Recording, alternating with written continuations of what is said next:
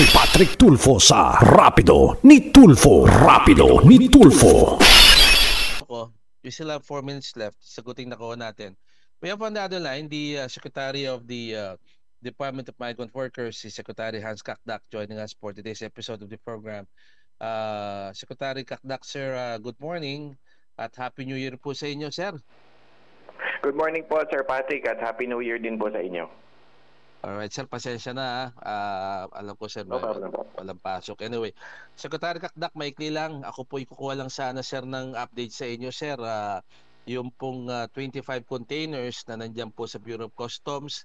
Sa inyo na po, sir, yung deed of donation. Ibig sabihin, sir, ipapasa nyo po na po sa inyo yung mga balikbayan boxes na yun mula sa Kuwait. Sir, ano po ba, sir, ang mangyayari ngayon? Secretary Kakdak, pagpasok po ng taon. Opo, we are working closely with the Bureau of Customs on this matter, Sir Patrick. At ang turnover, hopefully, maging smooth this month. We still don't have the boxes in terms of legal possession. But once it is turned over to us, of course, we will waste no time sa pagbibigay ng mga boxes to the beneficiaries. In the meantime, gawa nung bunsod nung isang congressional hearing maybe 2 months ago, ay nagbukas na kami ng linya doon sa Action Fund assistance. Kasi ang tingin po namin sa mga beneficiary, sa mga consignees or yung mga sabihin na natin yung mga may-ari ng boxes, na OFW families ay biktima ng scam, kaya't binibigyan namin silang financial assistance. Kaya't kung mamarapatin nyo po ay kung meron pa ho kayong alam na pwede natin bigyan ng financial assistance habang inaantay yung mga boxes nila, ay bibigyan na po natin sa kanila. Kasi alam natin yung stress na dinanas nila at sila'y distressed OFWs, OFW families sa pananaw natin.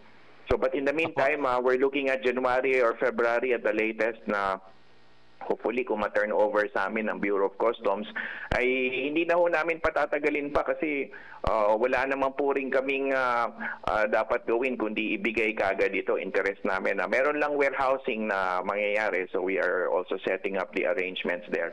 But in the meantime, hopefully ma-turn over na ito para ma-distribute na namin. Apo, Secretary, samantalayan ko na po.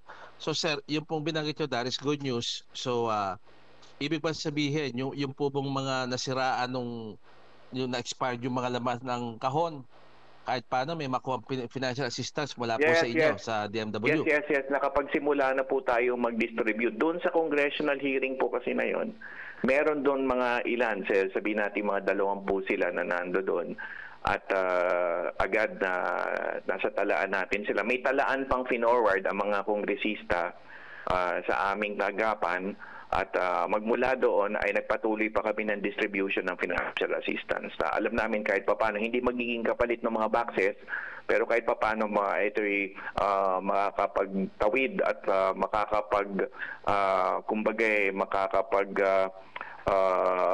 yung mga pangangailangan ng mga OFW families ay matutugunan nitong assistance na ito.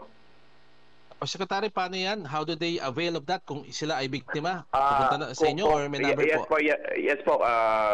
Ang number namin is 1348, yung hotline. Pero ang mungkahi ko po, Sir Patrick, kung mamarapatin ninyo, kung may mga lumapit na sa inyong himpilan, ay bigay na ho yung number at contact number, name at contact number para matawagan namin sila kaagad.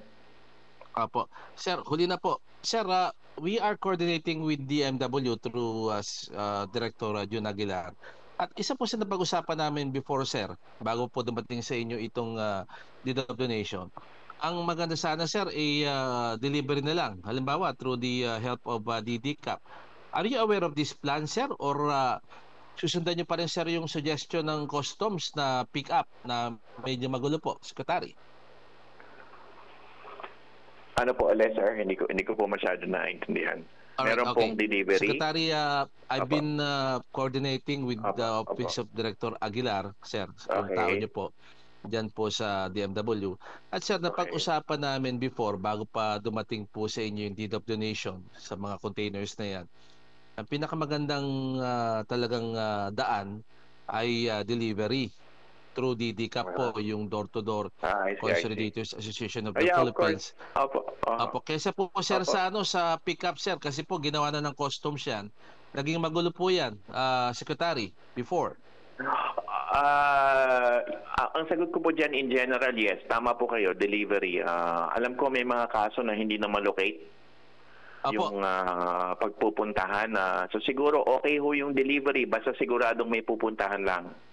Kasi baka ma-deliver sa maling tao, maging komplikado pa yung sitwasyon. So okay, in general, okay po ako doon, Sir Patrick. Delivery. However, we just need to make sure na yung pagdadalhan ay talaga siya.